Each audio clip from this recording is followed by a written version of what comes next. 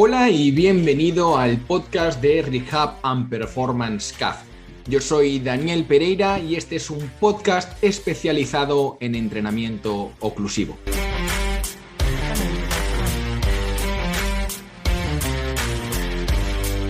Hola, muy buenas y bienvenidos a este segundo podcast de Rehab and Performance CAF, el podcast especializado en entrenamiento oclusivo.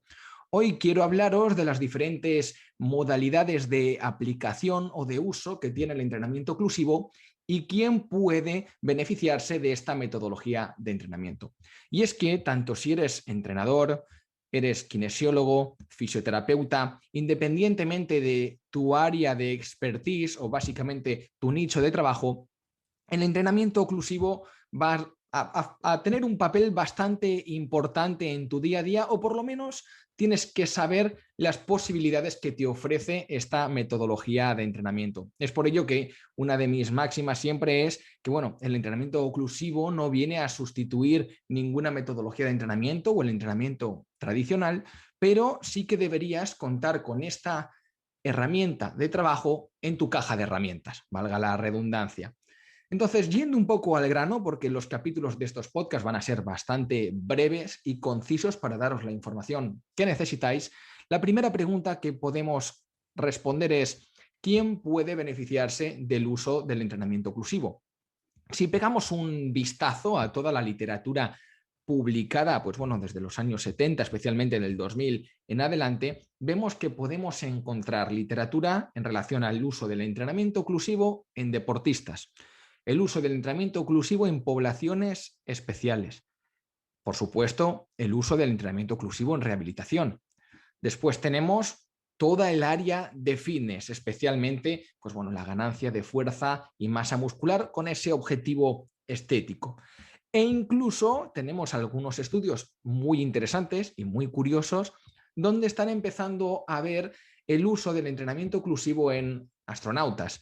Obviamente todavía no lo han llevado al espacio, pero sí que están esos 2-3 estudios donde explican la manera de aplicarlo en un entorno fuera del planeta, lo cual es muy interesante porque sabemos que estos astronautas cuesta una millonada prepararlos, mandarlos al espacio, y si no entrenan estando allá afuera, cuando vuelven sabemos que tienen unos niveles de osteoporosis y de sarcopenia y dinapenia muy elevados. Entonces va a ser otra manera en un futuro de mantener a todas estas personas sanas y fuertes.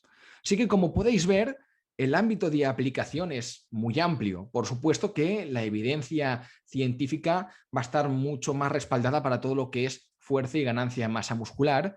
Por eso podemos encontrarnos otros usos del entrenamiento oclusivo, como pueden ser la disminución del dolor, la atenuación del daño muscular, la potenciación postactivación y la optimización de la recuperación, que pueden ser áreas o objetivos del uso del entrenamiento oclusivo muy positivos para, por ejemplo, deportistas y alto rendimiento, pero que todavía no gozan del respaldo científico adecuado. Pero podríamos dar algo a favor de estas, nuevas áreas de estudio, nuevos beneficios del entrenamiento oclusivo, y es que si hacemos todo bien y hacemos una buena anamnesis, que ahora os voy a explicar un poco cuál sería el procedimiento para una buena aplicación del entrenamiento oclusivo, si hacemos todo esto bien, independientemente de que nos aporte una gran optimización en la recuperación o una gran potenciación postactivación o nos atenúe mucho ese daño muscular, con que haga un poquito y elimine cualquier riesgo, ya va a sumarnos algo y va a ser positivo para nuestro cliente. Aún así, en otros episodios profundizaremos en esas áreas de aplicación. Quiero hacer un especial énfasis en esto. Si bien podemos aplicar el entrenamiento oclusivo a un gran abanico de la población y a un montón de nichos de trabajo, hay algunos nichos o algunas áreas que todavía no están estudiadas y que yo recomendaría, no lanzarse todavía al ruedo. Por ejemplo, no encontramos todavía estudios de aplicación del entrenamiento oclusivo en mujeres embarazadas. Por lo tanto, si me preguntas a mí, Dani, ¿debería utilizarlo en esta mujer embarazada de 3, 4, 5, 6 meses? Te diría no. Es decir, utiliza el entrenamiento tradicional, que sabemos que es súper positivo para este tipo de mujeres, y ya, pues bueno, ya cuando termine este proceso del embarazo, del parto y el posparto, pues ya intenta implementarlo. Pero personalmente no me la jugaría hasta que no hubiera algo más de evidencia científica de que es completamente seguro para esta población. Otra área, otro grupo poblacional, tenemos personas con problemas cardiovasculares que han sufrido algún tipo de infarto. Bueno, la evidencia no es concluyente todavía. Sabemos que cuando realizamos esa oclusión sanguínea, pues bueno, obviamente la tensión va a subir, el gasto cardíaco va a aumentar y vamos a poner en un estrés a ese corazón que tal vez, pues bueno, no es el momento de darle un estrés extra. Así que lo mismo, yo ahí sería un poquito precavido, utilizaría el entrenamiento de fuerza tradicional y esperaría que la evidencia, pues bueno, apoyara un poco más su uso en estas poblaciones. Y por último, niños. Tampoco encontramos apenas evidencia de su uso seguro en niños. Por lo tanto, lo mismo, los niños que jueguen, que hagan entrenamiento de fuerza tradicional, pero yo todavía no recomendaría su uso en niños, no porque vaya a ser perjudicial, simplemente que como estamos en una zona todavía oscura, sin ningún tipo de publicación académica, pues mejor no te la juegues y espera a ver lo que dice la ciencia. Bueno, retomando un poco con lo importante que os quería compartir hoy, es cómo empezamos a utilizar el entrenamiento oclusivo. Pues bueno, hoy os voy a comentar una serie de pasos. Es un pequeño esquema que yo tengo para asegurarme de que lo voy a utilizar de la manera más adecuada y más correcta y más segura posible. La primera, y que es la más importante de todas, toma nota, es una buena anamnesis. Si haces una buena anamnesis, haces una buena entrevista inicial, te vas a quitar todos los riesgos y todos los problemas habidos y por haber. No vale con cómo te sientes, te duele algo, no. Vamos a buscar realmente las respuestas a posibles problemas que nos pudiéramos encontrar. De manera que si en la anamnesis nos encontramos algo que no nos cuadra, podremos derivar a un especialista o podremos derivar a un médico y realmente ayudar a esa persona antes de realizar un protocolo de entrenamiento oclusivo que puede que sea perjudicial para esa persona porque tenga alguna patología no diagnosticada. Entonces, una vez hacemos esa anamnesis y está todo perfecto, está todo ok, ya pasamos a la selección del modo de aplicación. Sabemos que podemos utilizar el entrenamiento oclusivo con pesos libres, o peso corporal, con contracciones concéntricas, excéntricas. Podemos también utilizar el entrenamiento oclusivo para mejorar la capacidad cardiovascular, ya sea caminando, con una bicicleta, etcétera, o podemos aplicarlo de manera pasiva, es decir, simplemente inflando el manguito a una presión determinada y no hacer nada o hacer algún tipo de movilización manual. ¿Vale? Una vez definimos esos tres modos, cuál queremos utilizar, pues bueno, ya vamos a elegir el tamaño del manguito, que puede ir entre los 5 y los 18 centímetros en función, eso de ancho, en función de si lo vamos a utilizar para tren superior o lo vamos a utilizar para tren inferior. Luego de seleccionar el tamaño del manguito, nos iremos a determinar la presión arterial oclusiva, que si recordáis, pues bueno, es esa presión a partir de la cual generamos una oclusión total del flujo sanguíneo a la extremidad y básicamente sería como calcular la RM en los ejercicios de fuerza.